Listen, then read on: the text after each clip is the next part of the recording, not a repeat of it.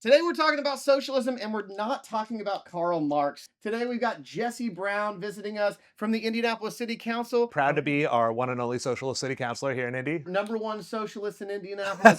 We're talking about democracy and the economy. That's how That's you right. frame socialism. When a crime is committed, how do we, understand who's supposed to be punished for that? Think about how our laws are created right now. Mhm. People can buy influence through lobbying. So, for example, let's look at our infrastructure and our utilities. Super popular, right? We all love these companies and they've never done wrong. AES is in the middle of selling out to BlackRock, Wait, which and is AES has like a monopoly control over power in Indianapolis, right. right? Like I've got solar panels on my roof.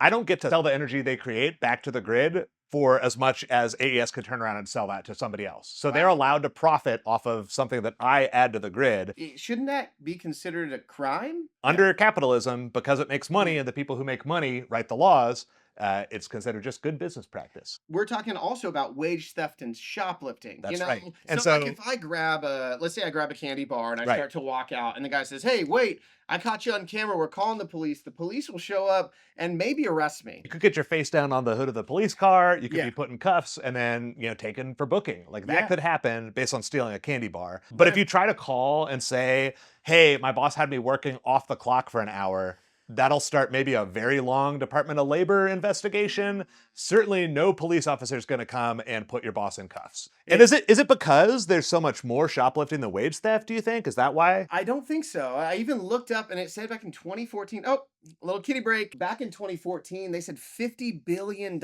And just imagine with inflation how much more it is now. It really has changed quite a bit. Absolutely. And I'm guessing that number is a little bit higher than it was before. Yeah, so there's massively more money going illegally into employers' pockets than there is walking out the door via shoplifting. Which gets the news? Which gets the police attention? Which do we spend so much of our tax dollars trying to prevent? When we think about like politics, democracy, money, all of this kind of muddies the water. How does it give power back to the people who don't have money? If you're a regular Joe who just has some good ideas and wants to run, you are competing for scarce resources with these billionaires, which means if you don't have money, you can't really effectively run for office without a huge amount of people power. We're all super busy because we're working for the bosses who are stealing our wages, right? Yeah. A lot of socialist reforms have to do with just making an equal playing field starting in politics. So we could start by just like rewarding people whose ideas are strong rather than people who are making rich donors happy. I think that's a great idea. Me and too. if that's what socialism means in practice, I'm totally down with it. Thank you so much, Jesse. This has been a Absolutely. great time. Thank you so much for explaining this